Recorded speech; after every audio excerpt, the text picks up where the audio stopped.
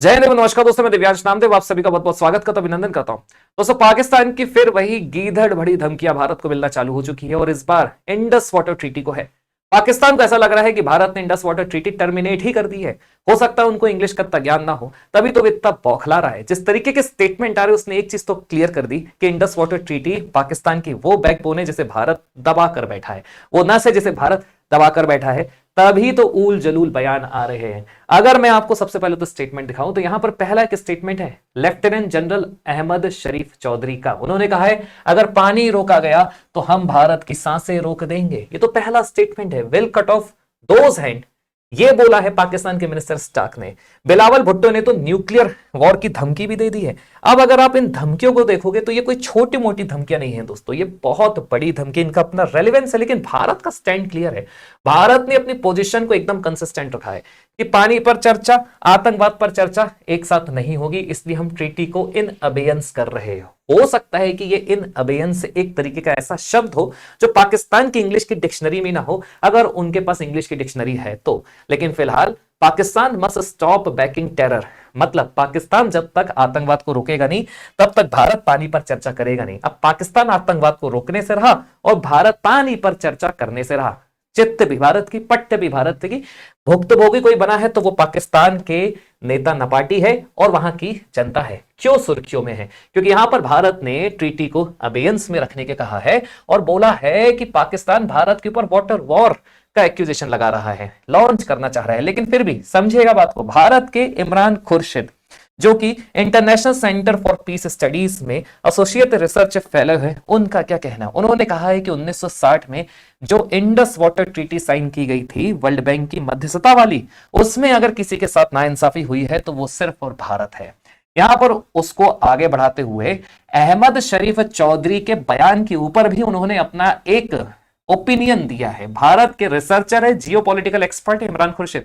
उन्होंने कहा इनकी बातें ठीक वैसे ही है जैसे लश्कर ए तैयबा के संस्थापक हाफिज सईद की है। उन्होंने भी सेम तरीके का स्टेटमेंट दिया था। हाफिज सईद वो आतंकवादी जिसने भारत को कहा था कुछ टाइम पहले कि अगर भारत ने पानी रोका तो खुदा ने चाहा तो भारत की सांसें रोक देंगे, नदियों में खून बहा देंगे। इस तरीके के जो भड़काऊ बयान होते हैं ये और तनाव को बढ़ा देते हैं।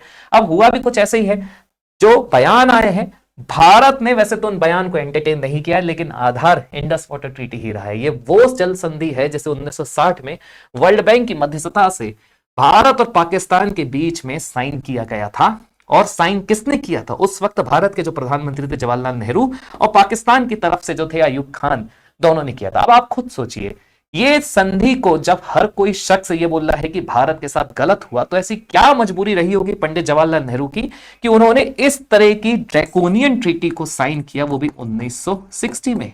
आप इमेजिन कर सकते हैं, जब तक दो देश राजी नहीं है तब तक अगला देश साइन क्यों करेगा? वैसे भी वर्ल्ड बैंक ने अगर मीडिएशन का रोल निभाया भी है तो मीडिएशन का रोल तो वो तभी निभा सकता है ना जब तक दोनों देश एग्री होंगे। तो ये कैसी संधि थी जिसमें पूरा का पूरा लाभ मिला पाकिस्तान को और भारत को मिला तो बस डिस्प्यूट। और आज वही पाकिस्तान भारत को आंख दिखा रहा है, वो भी तब जब भारत इस ट्रीटी को सिर्फ सस्पेंड करना चाह रहा है। इंडस वाटर ट्रीटी की अगर बात की जाए तो यहां पर वाटर रिसोर्सेज सबसे बड़े कारण है। देखा जाए तो सिंधु वो नदी है जिसकी 5 सहायक नदियां हैं, झेलम, चिनाब, रावी, व्यास और सतलज। और सिंधु नदी को मिला लिया जाए तो कुल 6 नदियों के ऊपर यह समझौता हुआ था, जिसमें नदियों को पूरब और पश्चिम कुछ इस तरीके से बांटा गया। पश्चिम में वो नदियां थी जिस पर हक पूर्णतः पाकिस्तान को दिया गया और बाकी बची पूरब में वो नदियां थी जिस पर हक भारत को मिला। पूर्वी नदियों की बात की जाए तो रावी, व्यास, सतलज आती है और अगर पश्चिमी नदियों की बात की जाए तो सिंधु, झेलम, चिनाब आ जाती है। लेकिन फिर भी जो वाटर शेयरिंग रहेगी वो 80 और 20% की रहेगी। कारण यही है कि उमर अब्दुल्ला, इमेजिन करिए, पाकिस्तान को आज एक प्रकार से उमर अब्दुल्ला साहब भी पाकिस्तान को ये बोल रहे हैं, भारत के लिए भी बात कर रहे हैं। उमर अब्दुल्ला जो जम्मू कश्मीर के चीफ मिनिस्टर, वो बोल रहे हैं कि सिंधु जल समझौता जम्मू कश्मीर और लद्दाख के लोगों के लिए सबसे अन्यायपूर्ण दस्तावेज बन चुका है। मतलब इनडायरेक्टली उन्होंने बोला है कि भारत के जो प्रधानमंत्री रहे हैं उन्होंने अहितकारी काम किया, उन्होंने पाकिस्तान के चक्कर में भारत के साथ अन्याय किया। और यहां पर देखो, आप अगर आप समझोगे तो आपको एक झलक तो मिल जाएगी कि पुरानी गलतियों को भारत आज याद कर रहा है। अब यहां पर वाटर शेयरिंग अगर फॉर्मूले की बात की जाए तो वाटर एलोकेशन देखिए, यहां पर Pakistan receive 80% of the basin water, whereas India receive just 20%। मतलब ये जो नदी समझौता है ये 80 और 20% पर किया गया। यहां पर भारत के पास पूर्वी नदियों के ऊपर अधिकार मिले और पाकिस्तान को पश्चिमी नदियों के ऊपर अधिकार मिले।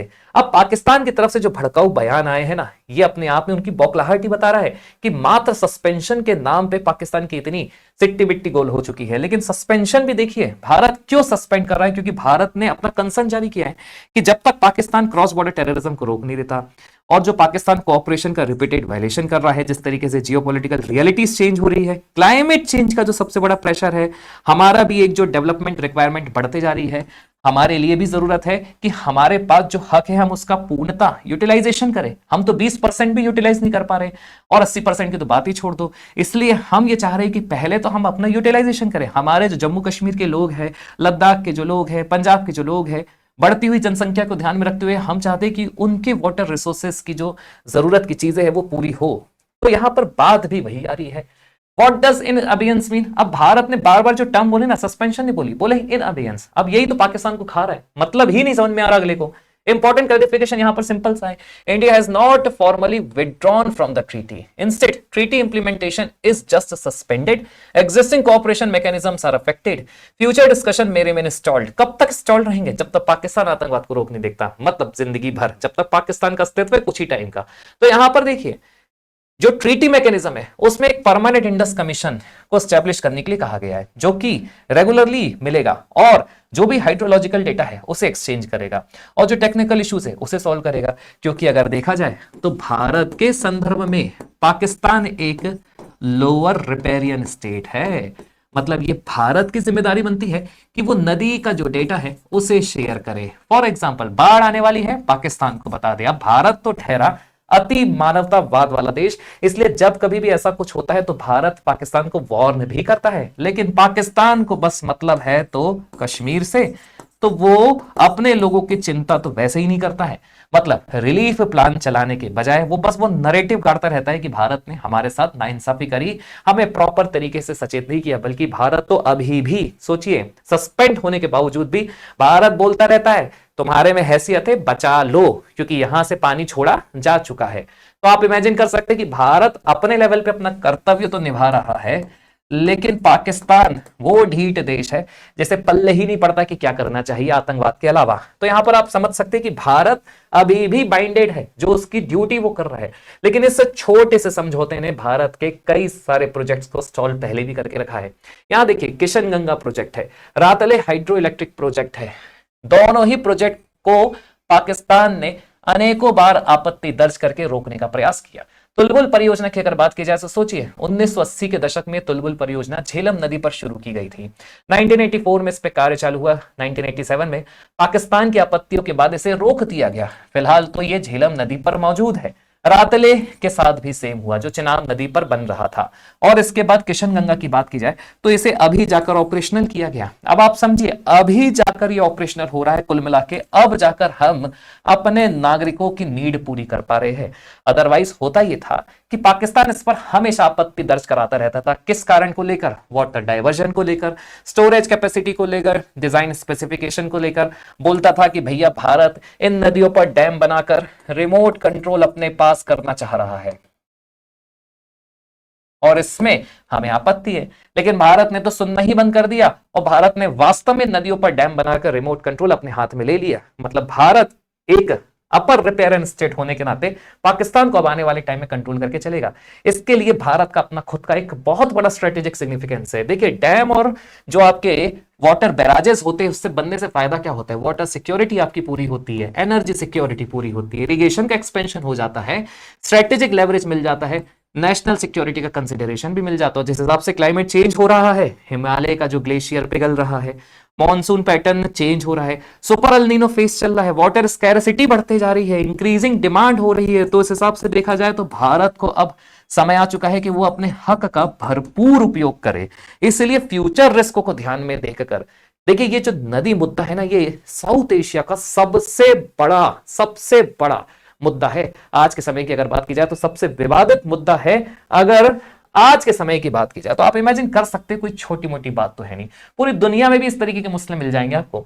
नील नदी पर भी जो है, जिसमें इजिप्ट, सूडान, इथोपिया को लेकर है, मेकोंग रिवर डिस्प्यूट भी है, चाइना, लाओस, कंबोडिया, वियतनाम को लेकर, डेन्यूब तो मान के चलिए यूरोप की सबसे बड़ी नदियों में गिनी जाती है, अनेकों देशों से ये गुजरती है, मल्टीपल यूरोपियन स्टेट से। इंडस की बात की जाए तो देखिए भारत और पाकिस्तान का है। तो इस तरीके के वाटर ट्रीटीज होते आई है, लेकिन मजेदार बात यहां है कि इंडस वाटर ट्रीटी ने भी मल्टीपल वॉर्स को सरवाइव किया है। फॉर एग्जांपल 1965 का भारत पाकिस्तान का युद्ध, 1971 का फिर से भारत पाकिस्तान का युद्ध, और जो छुटकी फुटकी लड़ाई हुई है, कहने का मतलब यह है पाकिस्तान ने भारत के साथ अनेकों प्रॉक्सी वॉर लड़े हैं, अभी भी प्रॉक्सी वॉर लड़ा है, लेकिन कभी भी भारत ने इंडस ट्रीटी के ऊपर चर्चा नहीं करी, और हुई भी उस वक्त है जब सरकार बदली है।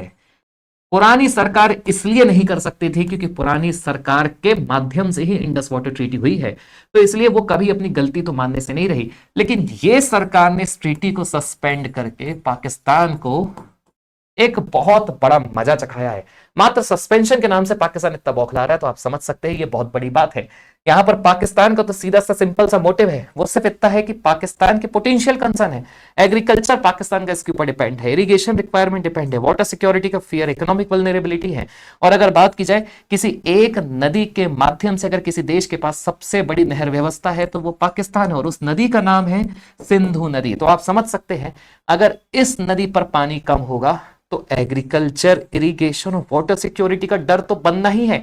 जनता इतनी आक्रोश हो जाएगी कि आप इमेजिन नहीं कर सकते। और पीओके में जो अभी चल रहा है उसकी एक कारण यह भी है कि भारत अब हथियार के जैसा इसे यूज कर रहा है। और भारत की बात की जाए तो भारत तो चाहता ही है ना कि उसके पास रिसोर्सेस बढ़ जाए, हाइड्रो इलेक्ट्रिक पावर जनरेशन और ज्यादा फास्टर हो जाए, ग्रेटर इंफ्रास्ट्रक्चर फ्लेक्सिबिलिटी रहे, क्योंकि चैलेंजेस जो पाकिस्तान के हैं वही हमारे पास भी है। तो यहां पर जो चीजें ना वो बड़ी मजेदार होती जा रही है, लेकिन फिर भी जो इंटरनेशनल लॉ पर्सपेक्टिव जो बताता है, जो रेलिवेंट प्रिंसिपल है कि अगर कोई रिसोर्स है तो उसका इक्विटेबल और रीजनेबल यूटिलाइजेशन होना चाहिए, कोई सिग्निफिकेंट हार्म नहीं होना चाहिए। और अगर रिवर बेसिन मैनेजमेंट की बात हो रही है तो दोनों देशों के बीच में सहकारिता होनी चाहिए। लेकिन बात वही है, can treaty survive when broader bilateral relations deteriorate. अगर इस तरीके से चीजें खराब होती है तो क्या कोई भी समझौता रहना चाहिए या नहीं? ये बात मैं आपके विवेक पर छोड़ता हूं, आप इसे कमेंट करके जरूर बताइएगा। कंक्लूजन से इतना है कि ये जो समझौता है ना, it is more than a water treaty. क्यों? क्योंकि यहां पर भारत की जुड़ी हुई है राष्ट्रीय सुरक्षा, पानी की सुरक्षा, क्लाइमेट चेंज जो हो रहा है, रीजनल डिप्लोमेसी, और सबसे बड़ा है काउंटर टेररिज्म। भारत अभी भी अपने स्टैंड पर खड़ा हुआ है कि आतंकवाद पर और पानी पर एक साथ चर्चा नहीं होगी, पहले जैसा कोई हिसाब किताब नहीं है। कमेंट करके दोस्तों जरूर बताना कि इस पूरे मसले पर आपका क्या सोचना है। जय हिंद एवं वंदे मातरम।